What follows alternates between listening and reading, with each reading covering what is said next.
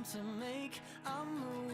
I'm shaking off the rust. I've got my heart set on anywhere but here. I'm staring down my shelf, counting up the years. Stop and stare. I think I'm moving, but I go nowhere. Yeah, I know that everyone gets scared, but I'll become what I can't be.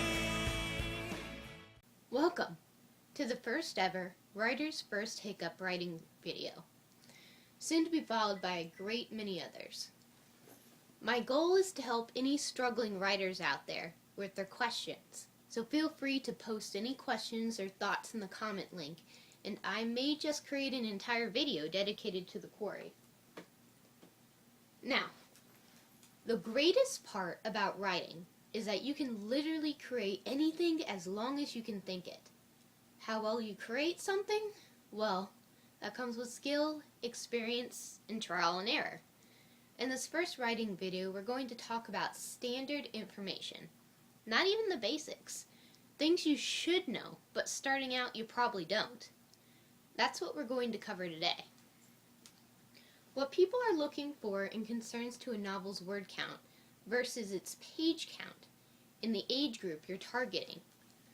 From writing groups to classrooms, all the way to young aspiring writers, there always seems to be the same questions being asked.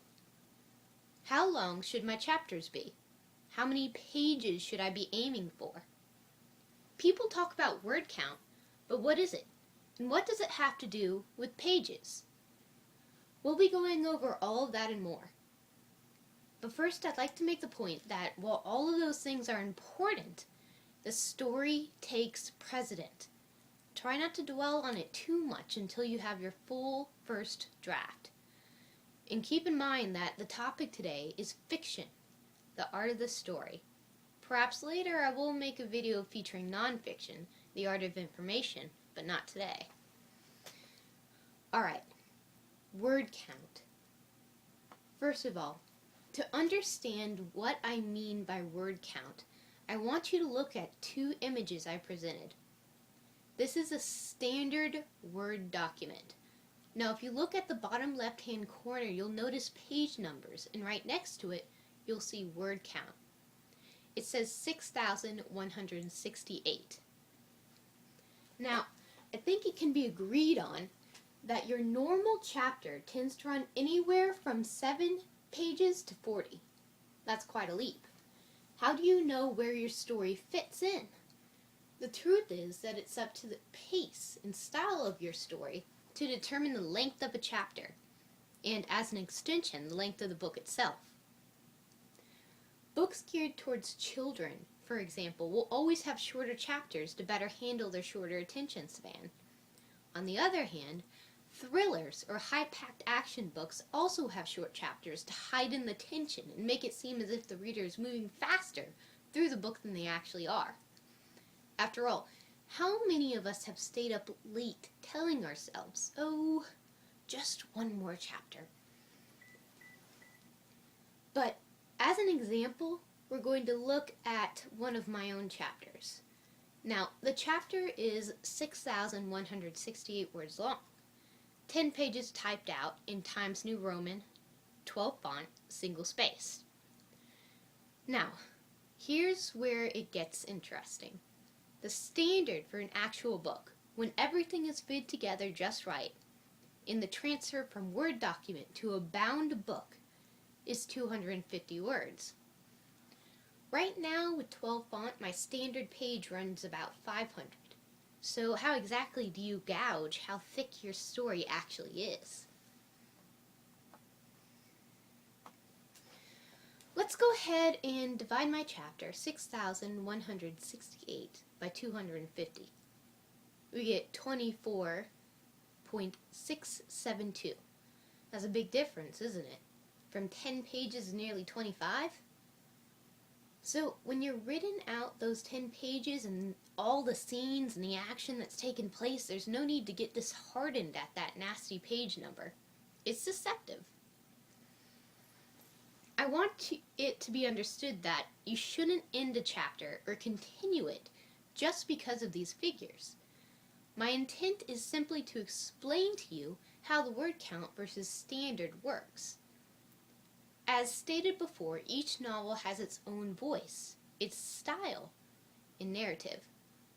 It cannot be stacked against each other. When the story itself needs the chapter to end, that is where the priority is. Understand? So, to answer the question of how long a chapter should be, the simple truth is that the length of the chapter should never be determined by page number. Ending a chapter can be based on a number of things, either the conclusion of a scene, a movement in time, a dramatic cliffhanger, etc. But don't end a chapter simply because you think it's too long, or even extend a chapter because you think it's too short. Keep track of your word count, not because you're worried about how long or short your story will be, but to recognize how far you've come, or if you're slacking, to get yourself into the writing saddle again.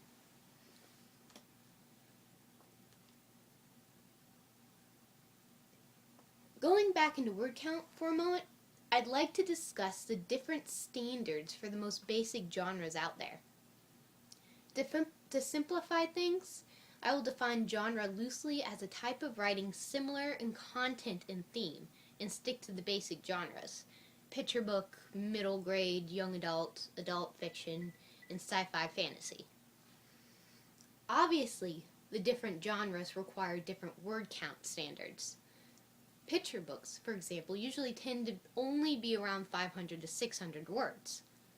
On the other side of the spectrum, sci-fi and fantasy novels tend to run 90,000 to 120,000 words long, given extra room for world building. In general, though, there are a couple of things you need to know about literary agents as well. There are always going to be exceptions to the rule. Don't get me wrong, but for the most part, an agent doesn't want to look at any manuscript more than 120,000 words. They've got a huge slush pile, and depending on this one novel to be absolutely fantastic in a standalone, just isn't going to cut it. Chances are, if they see it's over 120,000 words, they're more than likely just going to skip it.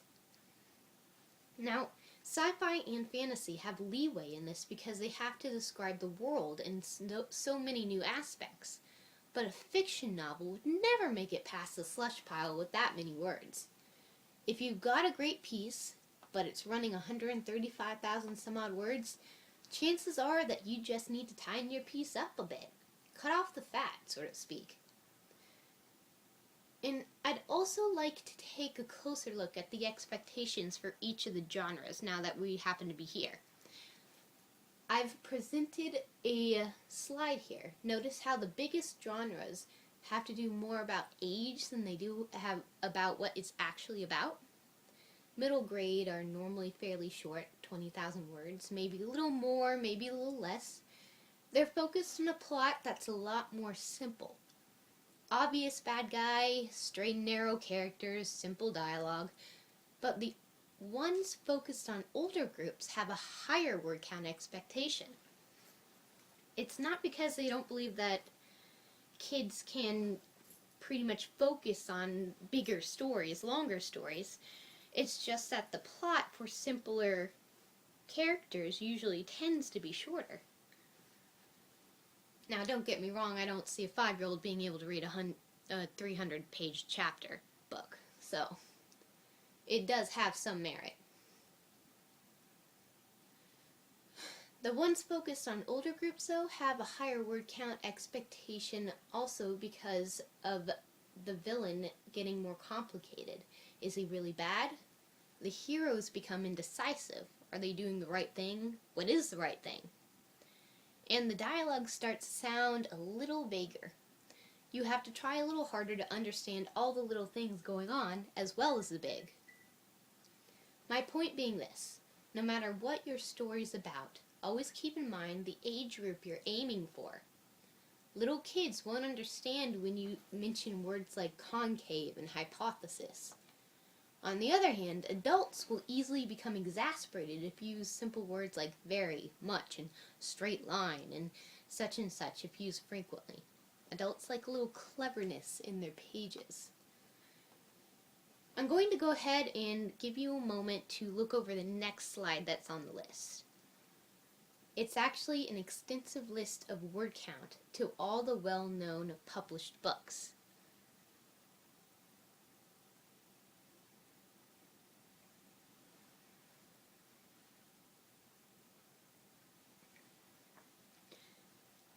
Alright, notice that Gregor the Overlander is actually a middle grade book, but is almost as much as the Sisterhood of the Traveling Pants, even though the latter is adult fiction. The reason for this is that Overlander is a fantasy novel. It needed more words to explain the fantastical elements about it. Sisterhood, on the other hand, is based in the real world. They don't have to go and explain why, the alien has the ability to dance on water. But my point being is that you have to remember that your pieces have to be concise. Don't add a lot of unnecessary ingredients or randomly throw in a character that isn't important to the actual plot. In other words, make it complicated, but don't overextend it. And now I want you to do a favor for yourself. There are millions upon millions of books out there. Go find a few good stories that reflect your own work. They're out there, I can guarantee you that. Here's the website to find the word count. When you're finished, you'll have a better knowledge of what type of project your project falls under, what age group, and what genre. Speaking of genre, be sure to check out my next video discussing the pros and cons of all the major genres and what subgenres fall under those. I will even have a guest appearance by the owner of Love the Stacks Used Bookstore, based in Nevada, where she will discuss the genre of romance specifically. Interested in more writing tips? This week is the first official video that Writer's First Hiccup, a blog dedicated to writers starting out, will be up. Please come and check it out at www.writersfirsthiccup.com. Until next week, never stop writing.